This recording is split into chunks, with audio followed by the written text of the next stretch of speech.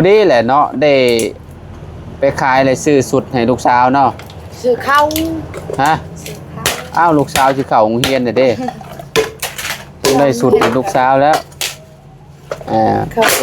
ไปเข้าห้องมอซ้ำคันว่าเลือซื้อข้าวกับซื้อให้มันซื้อเรียนนึงเพราะว่าสองคนเด้ดาวอนดิเนาะอย่าไปพอละดาวอนแล้วก็จริงๆพี่น้องสองคนเพิ่นนี่แหละเนาะบ่ได้ซื้อข้าวกินกับพ่ออยู่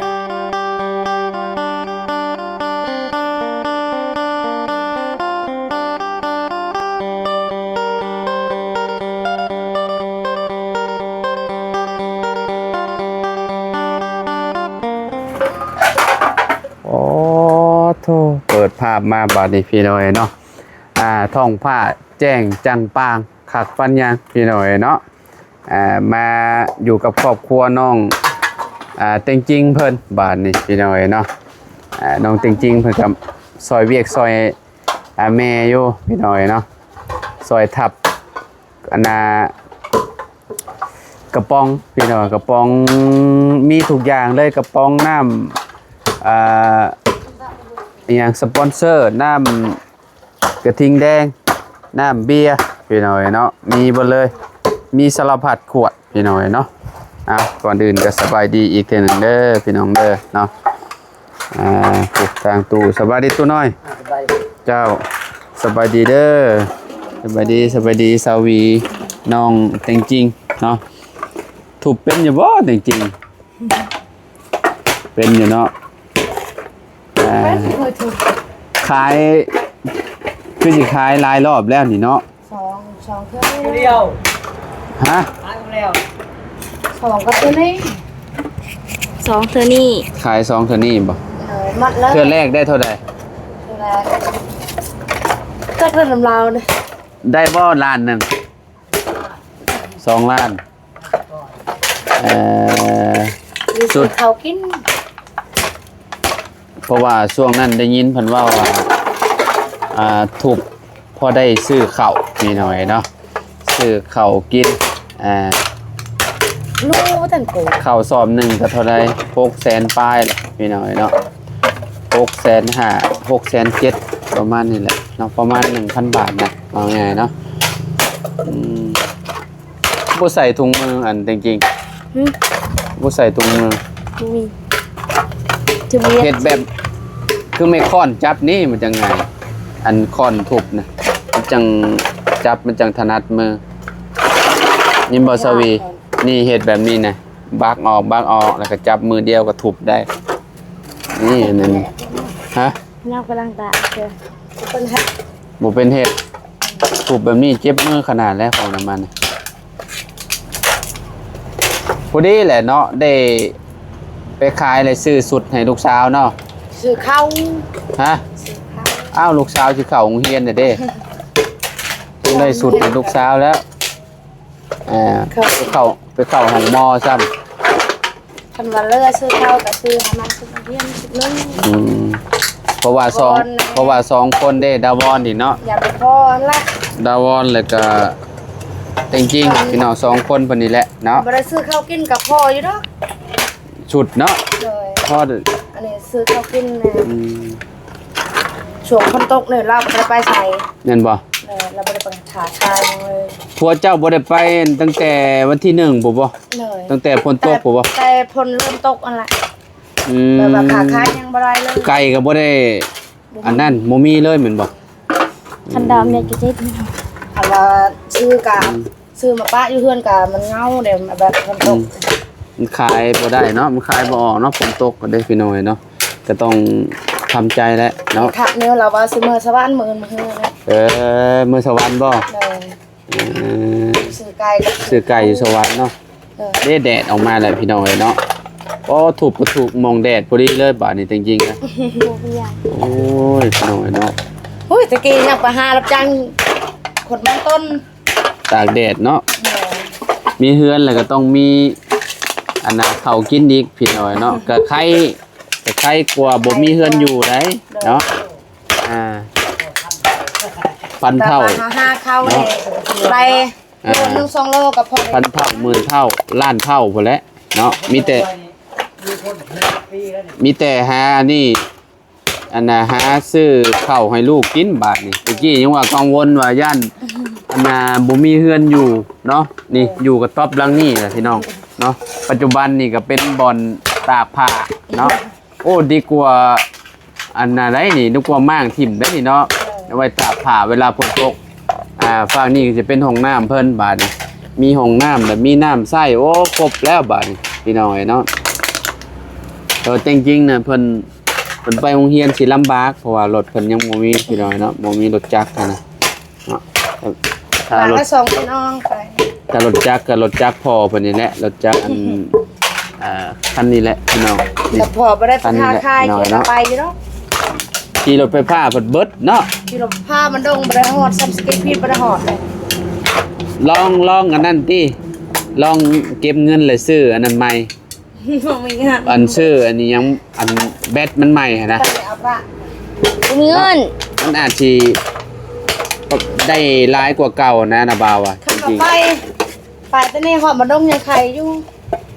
อันนี้สเก็ตพีก็บ่ได้ฮอดเลย เขาบนลงเต็มเมื่อแล้วบ่ฮอดซ้ำฮอดเถื่อน บ่ไปฮอดบ่บ้านอันนี้บ้านสกีนี่ สกีนี่ฮอดสกีพีบ่ได้ฮอดนะสกีบานหักเขาแล้วน้อยบ่ได้ฮอด แม่นบ่ไกลเนาะมันไกลเนาะเพราะว่าจากอันนี้ไปบ้านจากบ้านกระดับไปบ้านดงหมองโรงเรียนมอนี่ก็หลายกิโลอยู่ได้พี่น้องไปกลับนี่ยันบ่ไหวเนาะเดินไปจูงรถเนาะต้องมีฐานมันมันต้องมีแบตใหม่แบตตัวนี้มันเสื่อมแหละ แบบว่ารถอันนี้นะถึกนะถึกคนไปอยู่บ่ บ่ได้แล้วทุกคน นะ เรียบร้อยแล้วนะเห็นทุกคน นายนึงก็รถเมล์ เรียบร้อยแล้วไปบ่ได้แล้วจริงๆเลย เพราะว่าถึกคน ถูกมันแรกๆมานี่เนาะกิโลเท่าไรก็เจ้าหับซื้อนี่ ขายอยู่สวรรค์โล35ขายอยู่บ้านในโล25 ขายอยู่สวรรค์โล30 35 35 ขายอยู่นี่โล โล25 โล25หอบไปขายอยู่สวรรค์พุ่นแล้วจ้ะ เนอใส่เป็นยางไก่อะนะ ด้วย ปีนี้ซับแม่และปีหน้าแห่งกว่าแม่อีก แม่เท่ามันฮุด ฮะ แม่เท่ามันฮุด แม่เริ่มเฒ่าเริ่มนับมือนับเฒ่าแล้วเนาะ เนอ ปีนี้อายุเท่าไหร่แหละชาวี ดู บ่ฮู้บ่ฮอดแล้วบ่30 เอาว่าว่ะคือสิบหลอด30 ฮะแม่นแท้บ่ เอา30อันแม่จะดีก็กลัวแหละ30 เพื่อมาเรียงไง30มาละอีก ค่ะพอน้องเลี้ยงก็ได้แหละ40ปลายน่ะ เอาวิ่งมันก็มาลอยเขาชิบหก ไผ1,996เจ้านี่ พี่อันจะก็ ปีชัดปีนี้แหละ น่า 31 ปี โลพอแล้ว ถ้าว่าเฮา31อ่ะพอน้องเลี้ยงก็กลัวแหละสิได้แหละ40ปลายเนาะ แม่นก็จะประมาณนั้นแห เพื่อ ละ มาไกลหนูละ พอมาใกล้กันนะก็ได้38ป่ะ37 เพราะว่าซุมเจ้าสิได้ถ่ายปีหัวปีเด้แบบว่าได้ลูกแบบว่าลิอันที่เด้ เลย แต่ว่าปีหนึ่งแล้วก็มีน้องร่วมไปนี่เด้บางทีก็2ปีมีน้องร่วมแบบนี้คือแต่งจริงนี่ก็อันน่ะดาวอนนี่เท่าไหร่ตอนนี้ 12 ปี 12หัวเจ้าห่างกัน2ปีเนาะกับดาวอน โย น่ะเจ้า นะก็ปี แต่ว่า 2014 แบบว่าคนคุมเมอร์เนี่ยแบบว่าเขาสักยาคุมยาย่างกับไข้ แม่น แต่ว่ารุ่นเขาแม่ตะกี้แบบบ่มียา แม่นมันก็ตะกี้มันบ่มีเด้ตะกี้มันแต่ว่าเพิ่นก็สิได้ลูกหลาย เอกับแม่จีดีกับพรปากไก่อันคือแบบปีละคนนะ ปีละลูก ปีละ ปีหนึ่งมีน้องห่วมมานะพี่น้อยเนาะคือแบบอันน่ะประตูน้อยอันกับสวีผัดดาวอนนี่ก็อันก็สิห่างกันอยู่ประมาณ2ปีเนาะ น้อง 2ปีก็มีน้องห่วมกับบ่เป็นหยังสำนี้พอดีแหละเนาะมันจังทันกัน น้อง พี่น้องเอ้ยเนาะของเฮานี่เฮาแฮงห่างกันหลายของเฮา10 ปี10 ปีจังมีลูก แบบนี้มัน มันก็ลิ้นนำกันบ่ได้เด้อบาดนี้ เอาแบบว่าผู้หนึงใหญ่ผู้หนึงน้อยเด้ อันคะแนนมาห่างกันประมาณ4ปีหรือว่า3ปีนี่ก็โอเคแล้วพี่น้อยเนาะห่างกันหลายก็บ่ดีปานใดอารมณ์กันบ่ฮู้เรื่อง พอละหาเบา โอ้ยพอแล้ว เบาแล้ว พอแล้วลูก จะน้อยเลี้ยงลูกน้อยโอ้จะบ่เมื่อยบ่เจ้าได้สิดุเลี้ยงลูกแท้เนาะจริง โดย ๆมันเมื่อย เมื่อยได้เพิ่นสิ เป็ เลี้ น ยง รถ ลูกให้ นั่ง คนห ซื้ นึ อง ไก่ลูกใหญ่ราคาค่ายกันใช่ไหม ตอนนี้ลูกสาวก็อ่านออกเขียนเป็นนี่ล่ะว่าลายได้เบิดนี่ล่ะว่ากาว่าสิให้น้องเพิ่นเรียนฮอดห้องใดจบห้องใด là ta khơi nó lạ hòn chốc mà chết ในใจกะเอาสิเรียนฮอดห้องใดล่ะจริง มอเจ็ดถ้าบ่มีเงินทุนก็จบมอใดก็ได้ ๆประมาณม .7 บ่ ด้วย ao cái này จบม .7 ได้ไปประกาศเนาะเพื่อว่าแบบหาเงินหาคำได้อยากไปเรียนต่อเนาะ ด้วย แต่ว่าเจ้าจะเรียนสายใดสมมุติว่าเจ้าจบมาแล้วจะจบม .7 แบบนี้นะจะไปเรียนเป็นหยังนะ ยังบ่ฮู้คือกัน สมมุติว่าเฮามีเงินมีหยังหั่นน่ะแบบว่ามักตอนนี้ต้องมักไว้ก่อนแหละตอนนี้นะว่ามักจะเป็นทหารบ่หรือว่าเป็นหมอบ่ตำรวจบ่เป็นครูบ่ ข้อยก็ยังบ่ฮู้คือกัน ตัดสินใจยังบ่ได้ ด้วย นี่ก็ แม่เด้สมมุติว่ามีเงินอยากให้ลูกเรียนสายใด cái này บ่อยากให้เจ้าเลือกแม่สมมุติว่าให้เรียนได้ไหม เป็นแพทย์โอ้ถูกต้องและเป็นความเจ้าเอาก็ยังหมักคือกันเป็นแพทย์นี่เวลาบ่สบายมานี่โอ้ลูกและได้อันนั้นได้สักคืนสักยาให้พี่น้อยเนาะใครอยู่ได้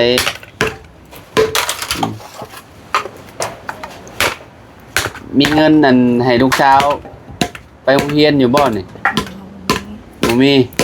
โอ้เติมน้ำมันแล้วใกล้ดอกพอขายน้ำมันอยู่ เติมหมดแล้ว hết một bọc mẹ hầu giật đây chưa được hiên quá khá phò khá khai cay phân lại ขายไก่แต่ขายอันนี้แล้วนี่นี่ขายอันนี้แล้วนี่ khái ทับแล้วนี่ก็ไป sư khẩu kín và khánh tay ăn sư song bao sư miên đàn phân tộc này đây เมื่อได้ไปสวรรค์น่ะ โยมแล้วไป ทำโยมแล้วเอาโยมไปบ่ โยมไปขาย เลขมื้อแหละจริงๆทับมื้อหนึงก็ให้มันแล้ว bằng lòng riêng của sư sư hiên là hầu nhưng mẹ áo hầu phải đây áo này อ๋อน้องเลี้ยงเพิ่นไปซื้อแล้วบ่ bà sư mới này bà sư to từ nhà thì đi phân thẳng năm nay น้องเพิ่นเลยไปจันเลยซื้อสุนันเทียนแล้วเนาะเตรียมการไปแล้วเพราะว่าเดือน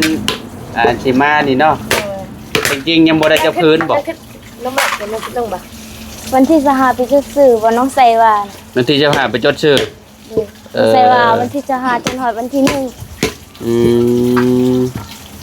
วันที่จะหาจนฮอดวันที่1เนาะไปจดอันชื่ออยู่โรงเรียนเนาะ ớt con là lúc ban quân tộc này bà hà khai nhang cái nhang bà đây ใช้สุดเก่าหั่นแหล้ว rồi thay sụt cao long sai sụt cao áo แต่ว่าปึ้ม mà นี่ ra ก็ mình ต้อง khắp đây ปึ้มนี่ก็ต้องซื้อไหมเนาะเพราะว่าหยุด3เดือนนี่คนเฮากินตลอดมันต้องใหญ่เนาะเพราะว่าจริงๆเนี่ยเราก็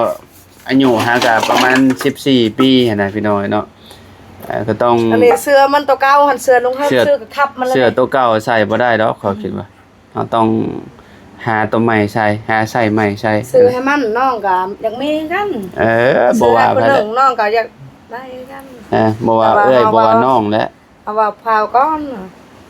อย่างหาเงิน เขียนหลายคนเนี่ยเฮงเปลืองแล้วเจ้า เปลืองก็ เปลืองก็เอาทำเสื้อมาคันรถล่างเถอะตาดในบ่มีดอก ชาตินี้บ่มีรถราง บ่มีเงิน ขอคันไปกับขอไปนำเข้าโรงเรียนนั่นแหละ รถผู้ใหญ่เพิ่นนั่นชื่อให้เด้ก็ล่ะสอนถามไปเลย เขา10คนเลยน้องเลี้ยงน้องจะดีแน่แต่รถอันสัตว์นี่พวกนี้ดอก คันหนึ่ง10กว่าล้านเลยติ ดูเฮ็ดอะไรก็เฮ็ดแล้วย่อ 16 ล้านแหละอันนี้ปีสูงแน่พี่น้อยเนาะคันว่าปีต่ำก็ประมาณหลัก10แหละ10ปลายๆ10อันบ่เกิน10นะ อันนั้นเราคนจมตลอดค่ะบ่มีรถบ่มีหยังเฮาก็ออกแล้วแม่บ่มีคือเขากิน ออกเลยเฮ็ดแนวใดบัดนี้ไปหาค้าขายน้ำพอ ปลาละก้างนะ อันรับจ้างน้ำพอบ่พอให้ออกอยู่บ่เรียกลูกไว้อยู่บ่ตู้ เขาว่าบ่มีเงินก็เอา ส่งลูกไว้อยู่บ่โรงเรียนน่ะฮะ คนบ่คืนก่อน ก็แนมบ่ไว้อีหลีเฮ็ดจังได๋บัดนี้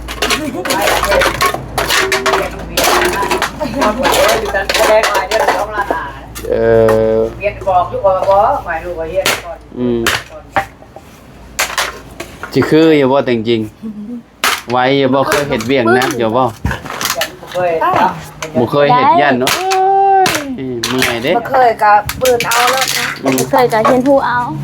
แบบว่า เรี เฮาย นตนาวันจะแดนแม่เป็นจะไก่มาแม่ลูกเจ้า เออ โอ้น้อยมือจบมันเรียนก่อน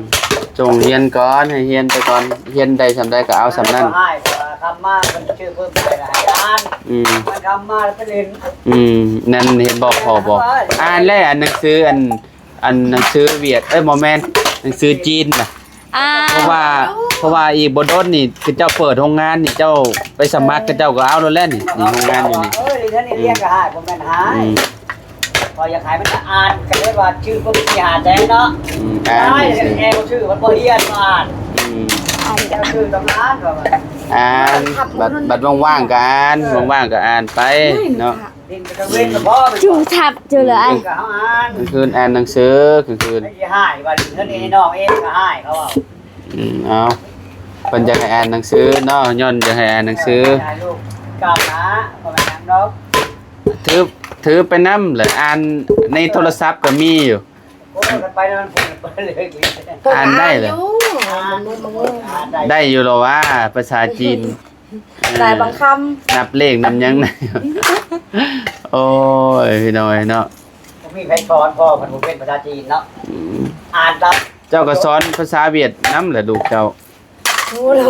มันบ่ได้ใช่นะผม เราเจอนุ่งชงมาเรากับข้าวเวียกแล้วแน่ อืม กลางค่ำคืนจะเราจะบ่ให้นุ่งปานได้ อืม บอก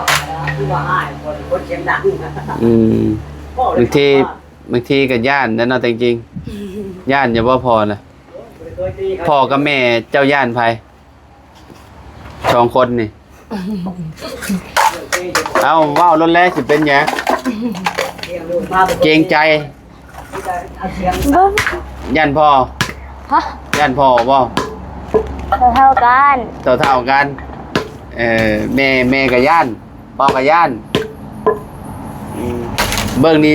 อย่าเยื่องๆไปทางพ่อหลายกว่านี่แต่แม่นี่บ่ปานใดประมาณนี่พ่อใส่เสียงแล้วก็ย่านแล้วเนาะจริงๆเนาะอืม ผมเคยตีเลยมันยังไม่ต้องบอกกับป้านั่นแหละ มีแต่บอกสอนเนาะหั่นแหละเนาะลูกเต้าเฮ็ดจังไดเลี้ยงเพิ่นใหญ่ก็คันว่าเพิ่นสิตอบแทนคุณเฮาก็ แต่แค่ได้มาทำกับคนมันคอยแบบว่าบุญเงิน เพราะว่าเฮาเลี้ยงมาเลยเฮาเลี้ยงได้แต่โตหั่นแหละพี่น้องหัวใจเฮาเลี้ยงบ่ได้ดอกเนาะเฮาต้องทำใจไว้อยู่แล้วพี่น้อยเนาะ จนพ่อแม่ก็ดึกขึ้นเอาเอง แนวมันแหละมันก็ต้องแบบนั้นคันว่าลูกเต้าคิดเห็นตอนเฮาเลี้ยงหั่นแหละเนาะว่าลำบากซำใดหั่นน่ะเพื่อสิใหญ่เป็นคนหั่นน่ะข่อยเข้าใจแล้วข่อยจำเพาะพ่อแม่เพิ่นจังว่าโอ้ยเลี้ยงลูกเพื่อสิได้อันใหญ่มาเป็นคนสำนี้ก็บ่แม่นของง่ายเนาะเฮาต้องทุ่มเทแบบโอ้บ่ให้ว้าพี่น้อยเนาะแบบว่าเขาให้เฮียนก็ให้เฮียนให้สบายตัวเอง เพื่ออนาคตเจ้าของ มันมาเขาให้ยังเนาะคือเฮาเนี่ยบ่พื้นยังเฮาเนี่ยเฮาเป็นน้องสองซื้อขาค่ายยังเฮา สวีนี่บ่ใกล้เลยสวีนี่อ่านไปชั้นก็บ่เป็น เพื่อเขาซื้อใกล้2-3ตัวเฮาบ่รู้จักครับ เอาอุ๊ยเอายาก ไปพี่น้อยเนาะตอนนี้ก็สิขอโตแล้วเนาะไปหากินข้าวก่อนหิวข้าวแล้วบาดนี้เนาะจุ๊บเจ้ากินข้าวแล้วบ่ ยัง ไปหากินข้าวก่อนตี้ข้าวยังบ่ได้ตกท้องบ่จักน้องจริงๆก็ได้ กินแล้วบ่ข้าวเที่ยงน่ะจริง จะได้กินข้าว ๆยังบ่กินข้าวเช้าเลย ยัง บ่ว่า เอากินแล้วครัว หิวข้าวแล้วค่อยๆไปป้าเด้อ การที่ช่างมี เอาสบายดีเด้อสบายดีเด้อ FC ขอบคุณหลายๆที่มารับชมคลิปเนาะบ่ว่าสิอยู่ในและก็ต่างประเทศพี่น้อยเนาะเอาสำหรับที่นี้ไปแล้วสบายดีพบกันใหม่